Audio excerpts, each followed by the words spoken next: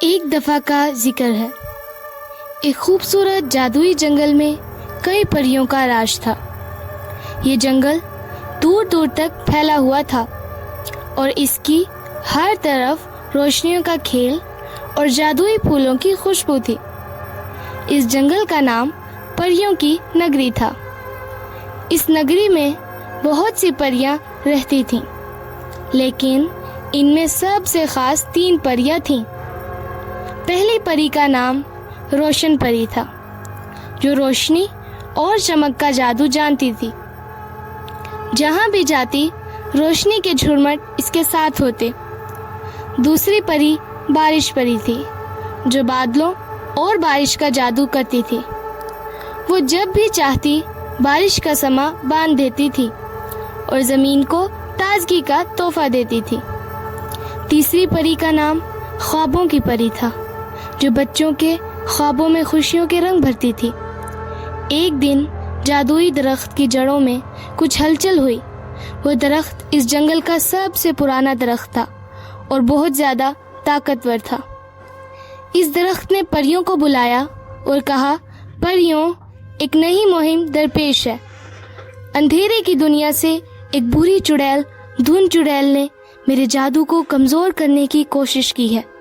اگر وہ کامیاب ہو گئی تو ہماری روشنی ہمیشہ کے لیے ختم ہو جائے گی۔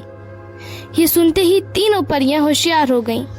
روشن پری نے اپنی روشنی کو تیز کیا، بارش پری نے بادلوں کو جمع کرنا شروع کیا اور خوابوں کی پری نے اپنا جادوئی عصا مضبوطی سے پکڑ لیا۔ پریوں نے فیصلہ کیا کہ وہ مل کر چڑیل کا سامنا کریں گی۔ وہ جادوئی جنگل کے اندرونی حصے میں چلی گئیں، جہاں دھن چڑیل چھپی ہوئی تھی۔ ہر قدم کے ساتھ جنگل کی روشنی کم ہوتی جا رہی تھی، لیکن روشن پری نے اپنی روشنی بڑھا کر اندھیرے کو کم کیا۔ جب وہ چڑیل کے قریب پہنچی تو دھن چڑیل نے اپنے کالے دھوئیں کا جادو پھیلانا شروع کیا۔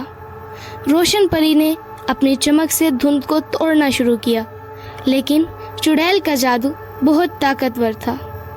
اسی وقت بارش پری نے بارش کا جادو کیا، جسے دھند میں پانی کی بوندیں بھرنے لگیں اور دھند ہلکی ہونے لگی۔ چڑیل غصے سے چلائی، لیکن تب خوابوں کی پری نے اپنا عصا بلند کیا اور خوشیوں کے خوابوں کا جادو پھیلایا، جسے چڑیل کمزور ہونے لگی۔ چڑیل کو ہرانے کے بعد جنگل پھر سے روشن ہو گیا اور پریوں کی نگری میں خوشیوں کا سماں لوٹ آیا۔ پریوں نے اپنی طاقت سے اس بات کو یقینی بنایا کہ جادوئی درخت ہمیشہ سلامت رہے اور پریوں کی دنیا میں کبھی اندھیرا نہ آئے۔ اور یوں پریوں نے اپنے جادو سے ہمیشہ کے لیے امن قائم کر دیا اور وہ سب ہنسی خوشی اپنے خوبصورت جنگل میں رہنے لگی۔